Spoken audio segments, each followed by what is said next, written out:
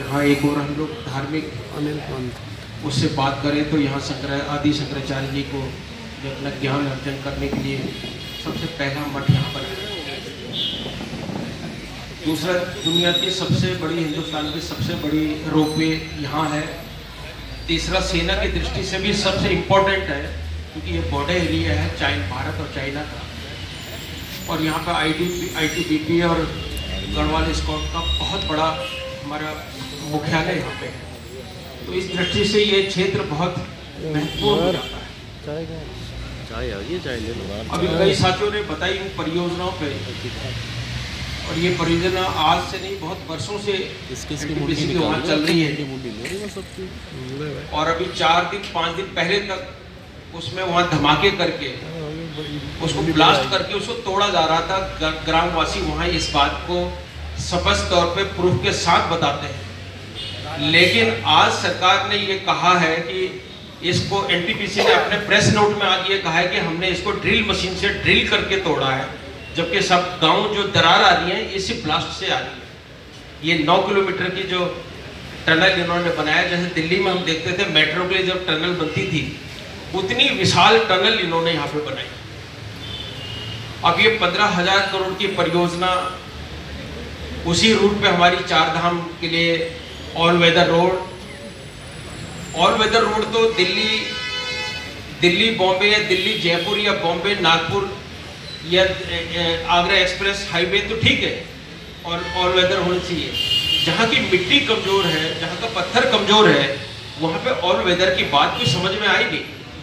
आप कितना भी सीमेंट यूज कर लें उस सड़क के ऊपर में, लेकिन अल्टीमेटली जब मिट्टी कम होगी, और इन्होंने कई जगह पे अभी पिछले दिनों हुआ कि वहां की मिट्टी खिसक गई तो ऑल वेदर रोड नीचे आ गई, और बहुत लोगों ने इस पे, मैंने कार्टून भी देखे, बहुत लोगों ने मजाक उड़ाया कि इसकी देखो ऑल वेदर रोड कमजोर बनाई। कमजोर नहीं बनाई उन्होंने, तो अपनी तरफ से ठीक बनाई, लेकिन जिस चीज के ऊपर बनाई है आप उसकी कमजोरी का आपने अध्ययन नहीं किया।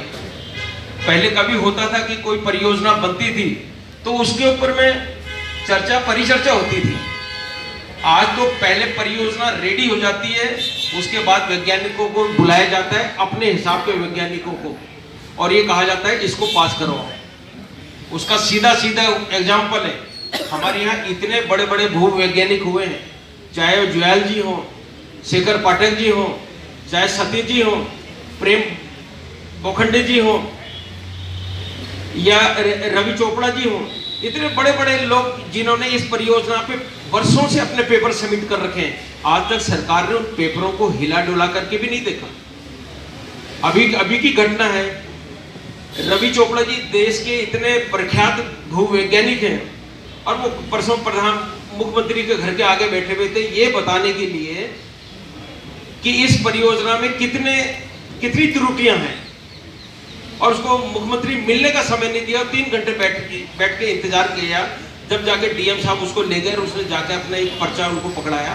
तो मुख्यमंत्री को या राज्य सरकार को वहां जाना चाहिए इनके पास, या राज्य सरकार को इनके पास आना चाहिए। आज 4-5 अधिकारी और ठेकेदारों के ऊपर में आपने परियोजना सैंक्शन कर दी, आपने बता दिया कि ये परियोजना, इस अधिकारी ने बताया कि उत्तराखंड में आज भी या वर्षों से हम लोग राज्य सरकार में भी रहे हैं, हमारे भी एक्सपीरियंस, हमने बड़े नजदीक से देखा कि सरकार में पूरी तरह से अधिकारियों का पूरी पकड़ होती है। वो जिस तरह से चाहे उस तरह से सरकार चलाते हैं। जो सरकार चलाने वाले लोग हैं ये नहीं चलाते। आज भी वही हो रहा है कि वो जिस तरह की चीजें हमें बता देते हैं। अब 15,000 करोड़ की परियोजना, ये बताओ हमारे 15 लेबर भी वहां काम कर रही है उत्तराखंड की। विकास, आप विकास के नाम से बड़ी बड़ी परियोजना वहां बनाओ। हमारे छोटे छोटे पहाड़ हैं, छोटे छोटे खेत हैं, छोटे किस्म के लोग हैं, हमारे छोटे छोटे जानवर हैं, और परियोजना इतनी बड़ी बड़ी। ये परियोजनाएं विकास के लिए हम मना नहीं करते, वहां के लोग विकासशील लोग हैं, विकास को पसंद करते हैं। देखिए कौन सा विकास, किसके लिए? वहां लोग नहीं है, वहां पलायन हो गया, लोग उत्तराखंड छोड़कर रोजगार की तलाश में शहरों में आ गए। अब ये विकास किसके लिए हो रहा है? आप पहले तो उस आदमी का पता किया जाना चाहिए कि जिसने इन परियोजनाओं को चलाने के लिए हरी झंडी दी। वो कौन सा वैज्ञानिक है जिसने ये कहा कि ये NTPC की, रेलवे की और ये 4 धाम की जो तीनों प्रोजेक्ट हैं, इन प्रोजेक्टों को हरी झंडी देने का काम कौन से वैज्ञानिक ने किया है, जबकि वहां के लोकल वैज्ञानिक सारा इसको विरोध कर रहे हैं। उसके बावजूद कौन सा वैज्ञानिक है सबसे पहले उसके खिलाफ एक परिचर्चा होनी चाहिए और उसको कानून के दायरे में लाकर उसको सजा दिलानी चाहिए जिसने इसका वो करने की कोशिश की है।